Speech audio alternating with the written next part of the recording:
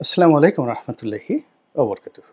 সম্মানিত দর্শক, অতি সম্প্রতি আওয়ামী লীগের সাবেক মন্ত্রী এবং আওয়ামী লীগের সংসদ সদস্য জনাব সম রেজাউল করিমের একটি পডকাস্ট ব্যাপক আলোচিত হচ্ছে নেট দুনিয়াতে। আওয়ামী লীগের অনেক নেতা এখন বিদেশি গণমাধ্যমে কিংবা বিভিন্ন ইউটিউব চ্যানেলে অথবা তাদের নিজেদের মধ্যে যে স্কাইপেতে তারা গ্রুপ মিটিং করেন কিংবা ইতিমধ্যে আওয়ামী লীগপন্থী যে সকল সাংবাদিক রয়েছেন তারা অনেকেই সামাজিক মাধ্যম বিশেষত ইউটিউবে বা ফেসবুকের জন্য তারা কন্টেন্ট তৈরি করছে, বেশ জনপ্রিয়। এবং সে সকল যে কন্টেন্ট ক্রিয়েটর যারা রয়েছেন তাদের সঙ্গে আওয়ামী লীগের নেতারা খোলামেলা কথা বলছেন এবং তাদের সে সকল কথাবার্তা প্রায়ই ভাইরাল হচ্ছে এবং জনমত গঠনে ব্যাপক সাড়া ফেলছে। যেমন ধরুন জনাব ওবায়দুল কাদের সাহেব, তিনি ভারতের একটি সংবাদ মাধ্যমের সাথে কথা বললেন। তারপর তিনি কানাডা প্রবাসী এক সাংবাদিক নাজমুর সাকিব, তো তার যে নাগরিক টিভি তার সঙ্গে কথা বললেন এবং উভয়টাই এখন রীতিমতো ভাইরাল। তো একইভাবে জনাব সম রেজাউল করিম, তিনিও ইদানিং কথাবার্তা বলা শুরু করেছেন। আর তার কথাবার্তা বলার বা না বলার কোনো কারণ নেই। এর কারণ হলো বাংলাদেশে থাকতেও তিনি কথা বলেছেন এবং টেলিভিশন বিশেষ করে টক শোতে কথাবার্তা বলেই তিনি মূলত আওয়ামী লীগের যে নেতৃত্বের শীর্ষ নেতৃত্বের দৃষ্টি আকর্ষণ করেছেন। তিনি শীর্ষ আইনজীবী ছিলেন, আইনজীবী সমিতির সাধারণ সম্পাদক ছিলেন, ছাত্রলীগ করতেন, তারপরে একটি নামকরা কলেজের ভিপি ছিলেন, নির্বাচিত ভিপি ছিলেন ছাত্র জীবনে, সবই করেছেন। কিন্তু আওয়ামী লীগ রাজনীতির যে শীর্ষ পর্যায়ের দৃষ্টি আকর্ষণ বা রাতারাতি একেবারে আনিসুল হক আইনমন্ত্রী তার কন্টেম্পোরারি তাকে আওয়ামী লীগের মতো একটি সংগঠনের আইন সম্পাদক করা, পিরোজপুর একটি আসন থেকে মনোনয়ন দেওয়া, সরাসরি গৃহায়ন গণপূর্ত মন্ত্রী করা, এরপরে মৎস্যমন্ত্রী করা, দ্বিতীয় দফাতে আবার মনোনয়ন দেওয়া, এই সব কিছুর মূলে তার যে শক্তিমত্তা, সেটা ছিল গণমাধ্যমে কথা বলার ক্ষমতা। তো তিনি অনেক দিন সেই আগস্ট থেকে এ পর্যন্ত চুপচাপ ছিলেন এবং ইদানিং তিনি কথা বলা শুরু করেছেন এবং তার সেই প্রথম বক্তব্যটি রীতিমতো ভাইরাল হয়েছে। অস্ট্রেলিয়া প্রবাসী সাংবাদিক মিস্টার বারি, ফজলুল বারি, তো তার একটি পডকাস্টে জনাব সম রেজাউল করিম বাংলাদেশে 5ই আগস্ট তারিখে তার অবস্থা, তার পরিবারের দুরবস্থা এবং ওই সময়ের যে রাজনৈতিক প্রেক্ষাপট,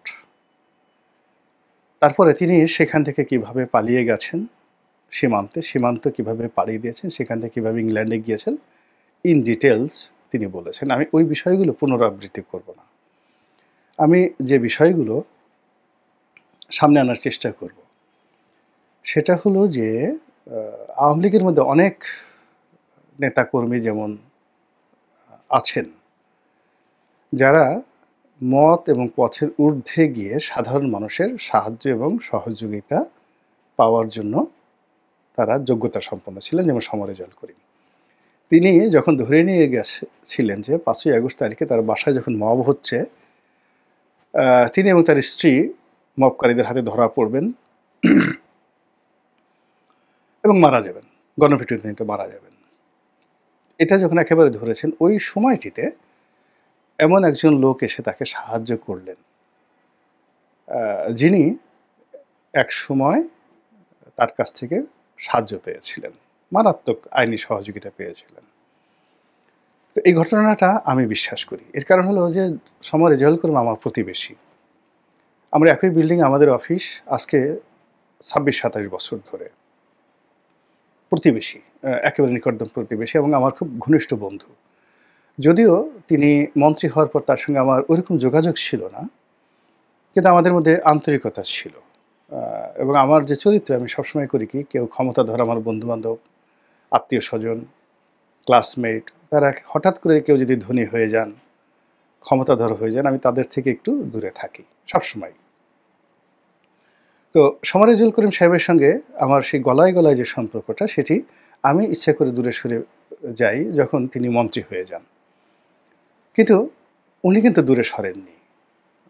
উনি যখনই অফিসে আসতেন, লিফটের সামনে যখন দেখা হতো, উনি আমি পালানোর চেষ্টা করতাম, উনি দৌড়ে আসতেন। এমনকি আমি পিছনে থাকলে উনি সামনে থেকে পিছনে এসে আমার সঙ্গে কথা বলতেন। এই যে তার যে অভ্যাসটি মন্ত্রী হওয়ার পর, এটা আওয়ামী লীগের কারোর মধ্যে আমি দেখিনি। এটা তার মধ্যে ছিল। ২ নম্বর হলো যে আমার বাড়িটি যখন ভেঙে ফেলে আওয়ামী লীগের লোকজন, তখন মন্ত্রী হিসেবে তিনি আমাকে টেলিফোন করেছিলেন, কথা বলেছিলেন, সহানুভূতি জানিয়েছিলেন। থার্ডলি যে কথাটি বলতে চাই সেটি হলো যে আমি সালমান এফ রহমান সাহেবের সঙ্গে যখন আমার মতদ্বৈততা হলো এবং আমি যখন জেলে গেলাম, জেল থেকে বেরোলাম এবং তার সঙ্গে আমার যে মামলাটা চলছিল, ওই সময়টিতে তিনি আমাকে বলেছিলেন যে, "রনি ভাই, আপনার মামলাটা যখন হাইকোর্টে আসবে, তখন এই মামলাটা আমি করব।" তো যাই হোক, সেই মামলাটা তিনি হাইকোর্টে করলেন। বোঝার চেষ্টা করেন যে তিনি আওয়ামী লীগের আইন সম্পাদক সালমান এফ রহমানের বিরুদ্ধে মামলা করছেন আমার পক্ষে। আমি তখন বিএনপিতে। তো সেই মামলায় তিনি লড়ছেন এবং মামলায় যখন আমি স্টে অর্ডার পেলাম, তখন আমি ফি বাবদ তাকে কিছু টাকা পাঠালাম। তো তিনি সেই প্যাকেটটা খুললেনও না এবং আমাকে টেলিফোন করলেন যে, "রনি ভাই, আমাকে লজ্জা দিচ্ছেন কেন? বন্ধু মানুষ, আমি বিনা পয়সায় মামলাটা করব।" এবং সেই মামলাটা যতবার হাইকোর্টে শুনানি হয়েছে, আমি একটা পয়সা দিতে পারিনি। এমনকি সেই মামলার যে নকলের কপিটা, সেই কপিটাও তিনি উঠিয়ে তার লোক দিয়ে আমার অফিসে পাঠিয়ে দিয়েছেন। এখন উনার সঙ্গে যেহেতু আমার যোগাযোগ ছিল না শেষের দিকে, আমার একটা ধারণা ছিল যে তিনি বুদ্ধিমান মানুষ। তিনি হয়তো সেই জুলাই মাসের মাঝামাঝি হয়তো দেশের বাইরে চলে গেছেন। এর কারণ হলো আমি আওয়ামী লীগের যাদেরকে চিনতাম, যারা এই পরিস্থিতি টের পেয়েছিলেন, তারা কিন্তু সবাই জুলাই মাসের মাঝামাঝি ১৫ জুলাই তারিখে দেশ ত্যাগ করেছেন, যত বড় নেতা। তো সমর রেজাউল করিম সাহেব বুদ্ধিমান মানুষ, তিনি কেন থাকবেন? আমার ঐরকম একটা ধারণা ছিল। দ্বিতীয়ত হলো, মানুষ যখন বিপদে পড়ে, তখন তাকে টেলিফোন করা, তার অবস্থা জানা, এটা অনেক সময় কিন্তু একটা ঠাট্টা মশকরার বিষয়। এজন্য আমি আসলে তাকে টেলিফোন করিনি। তাকে ফোন করিনি একেবারে আগস্ট মাসের ৫ তারিখ পর্যন্ত। কিন্তু বাস্তবতা হলো যে আগস্ট মাসের ৫ তারিখে যদি তিনি আমাকে টেলিফোন করতেন, আমাকে ফোন করতেন, আমি কিন্তু তার বাসায় যেতাম এবং তাকে আমার বাসায় নিয়ে আসতাম এবং আমি সর্বোচ্চ চেষ্টা করতাম যে তাকে সেভ করার জন্য। এটা হলো বাস্তবতা। তো এরকম আওয়ামী লীগের অনেক নেতাকর্মী যে এখনও আছেন, যারা আওয়ামী লীগের বাইরে গিয়ে বিএনপি অথবা সাধারণ জনগণ কিংবা অনেকের সমীহের পাত্র। এটি সমর রেজাউল করিমের এই বক্তব্যের মাধ্যমে আমি নিজে সাক্ষ্য দিলাম। যারা সেই ওবায়দুল কাদেরের বক্তব্য নিয়ে ট্রল করছেন, তারা শুধুমাত্র ওবায়দুল কাদেরের খারাপ দিকগুলো দেখেছেন। কিন্তু ওবায়দুল কাদেরের যে ভালো, ভালো অনেকগুলো দিক আছে, তার যে অনেক নেতা আছে, কর্মী আছে, সহানুদ্দায় আছে, ওটা কেউ দেখেনি। একইভাবে শেখ হাসিনাকে সবাই ফ্যাসিস্ট, ডাইনি, যা ইচ্ছে তাই বলছেন। কিন্তু বহু মানুষের সঙ্গে তার যে আত্মার সম্পর্ক, বহু মানুষ যে গড়াগড়ি করে তার জন্য কেঁদেছে এবং কাঁদছে, এই দৃশ্য এখনো পর্যন্ত বাংলাদেশে দ্বিতীয় কোনো রাজনৈতিক ব্যক্তিত্বকে দেখানো যাবে না। যাই হোক, তো রেজাউল করিম সাহেব এইভাবে সাহায্য পেলেন, সহযোগিতা পেলেন। দ্বিতীয় আরেকটা বিষয় হলো, তাকে যারা মবের হাতে তুলে দিয়েছে দ্বিতীয় দফাতে, তিনি তার সাক্ষাৎকারে বলেছেন যে সংসদ ভবন থেকে ওইরকম যারা উপকার করেছিল, এরকম এক উপকারীর কারণে তিনি প্রাণের রক্ষা পেয়ে বসুন্ধরার একটা বাড়িতে আশ্রয় নিয়েছিলেন এবং সেই বাড়িতে তাকে যে ট্র্যাক করেছিল এবং তার কাছে ৫০ লাখ টাকা বা ১০ কোটি টাকা সম্ভবত দাবি করেছিল, সে আর কেউ নয়, তার হাতে তৈরি করা ছাত্রলীগের জেলা পর্যায়ের একজন নেতা, যাকে সমর রেজাউল করিম নিজে নেতা বানিয়েছেন। তো এই যে দেখেন, বাংলাদেশে যা কিছু হয়েছে, আওয়ামী লীগের যে দুর্ভোগ এবং দুর্দশা, সমর রেজাউল করিমের কথা অনুযায়ী এর সঙ্গে ছাত্রলীগ জড়িত, যুবলীগ জড়িত এবং এর মধ্যে অনেক ছাত্রলীগ যারা জামাতের সাথে, বিএনপির সাথে যোগাযোগ রক্ষা করত। আবার জামাত এবং বিএনপির অনেক কর্মী যারা ছাত্রলীগের মধ্যে লুকায়িত ছিল এবং তারা এই সময় রেজাউল করিম সাহেবদের মতো লোকদেরকে কনভিন্স করে পদ বাগিয়েছে, পদবি বাগিয়েছে, আনুগত্য দেখিয়েছে এবং বিপদের সময়, আওয়ামী লীগের বিপদের সময় তারাই একেবারে টু দি পয়েন্টে জানিয়ে দিয়েছে ওর ওখানে জায়গা আছে, ওর ওখানে জমি আছে এবং যেখানে জামাতের লোক দরকার, যেখানে এনসিপির দরকার, যেখানে বিএনপির লোক দরকার, তাদেরকে নিয়ে এই যে আওয়ামী লীগের লোক যে অনেক মব করেছে এবং এখনো করে যাচ্ছে, এটা সমর রেজাউল করিমের বক্তব্যে কিন্তু ফুটে উঠেছে। তো এই যে রাজনীতির অনেক কাঁধা, অনেক যেটাকে বলা হয় ভেতরের কথা, অনেক গুপ্ত বিষয় চলে আসছে, এটা আগামী রাজনীতির জন্য একটা অশনি সংকেত এবং শিক্ষাও বটে। ২ নম্বর হলো যে দেখুন, সমর রেজাউল করিমের বক্তব্যে যেটা দেখলাম যে তিনি অনেক কষ্ট পেয়েছেন, তারপর রক্তাক্ত হয়েছেন,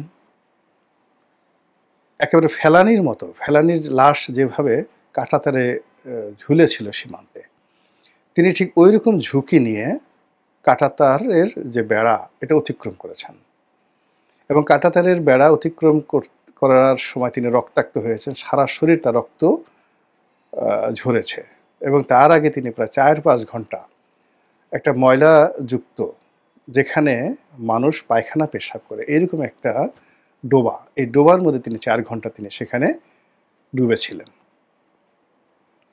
তো এত কষ্ট করে যাওয়ার পরেও তিনি তার জীবনের প্রতি আশা হারিয়ে ফেলেননি। তিনি বয়স্ক মানুষ, এখন তার বয়স প্রায় অলমোস্ট ৬৫ থেকে ৭০-এর মধ্যে। কিন্তু তিনি জীবনের যে আকাঙ্ক্ষা, এটা হারাননি, হতাশ হননি এবং আগামীতে তিনি বাংলাদেশে এসে আবার ইলেকশন করবেন না, আর আওয়ামী লীগের নেতা হবেন না, মন্ত্রী হবেন না, এইরকম ভাবভঙ্গি তার দেখে মনে হচ্ছে না। তিনি এখনও আশাবাদী, আবার তিনি আসবেন। তো এখন জীবনের যে অভিজ্ঞতা এবং জীবনের যে নেতিবাচক দিক, জীবনের যে কষ্ট, এই কষ্টকে যারা ক্যাপিটালাইজ করতে পারে, তাদেরকে প্রতিহত করা কিন্তু খুবই একটা কঠিন বিষয়। আওয়ামী লীগের যে সমস্ত লোকজন এই ৫ই আগস্ট থেকে এ পর্যন্ত যাদের সঙ্গে আমার দেশের বাইরে কথা হয়েছে বা যারা বক্তব্য দিচ্ছেন, তাদের কাউকে আহত বাঘ মনে হয়নি, তাদের কাউকে ফ্রাস্ট্রেটেড মনে হয়নি যে না, জীবনে আর রাজনীতি করব না। বরং তারা আবার নতুন করে স্বপ্ন দেখছেন, তারা আবার অর্গানাইজ হচ্ছেন, তারা আবার যুদ্ধে, মানে একটা রাজনৈতিক যুদ্ধে অবতীর্ণ হওয়ার জন্য ব্যাপক প্রস্তুতি গ্রহণ করছেন। তারই যে নমুনা, এটা আমি জনাব সমর রেজাউল করিমের বক্তব্যের মধ্যে দেখতে পেলাম। আর এই কারণেই তার সেই বক্তব্যটা এখন রীতিমতো ভাইরাল হয়ে পড়েছে। একইভাবে জনাব ওবায়দুল কাদের সাহেবের বক্তব্য কিন্তু ভাইরাল হয়েছে। কারণ হলো, আমরা যে ওবায়দুল কাদেরকে একেবারে শেষ করে দিয়েছিলাম, সেই ওবায়দুল কাদের আবার নতুন করে কণ্ঠ দিয়েছে এবং সেই কণ্ঠ আগের চাইতে পরিমার্জিত, পরিশীলিত, পয়েন্টিভ অ্যান্ড ডাইরেক্টিভ। আল্লাহ আমাদের সবাইকে হেদায়েত দান করুন এবং হেফাজত করুন। আসসালামু আলাইকুম ওয়া রাহমাতুল্লাহি ওয়া বারাকাতুহু।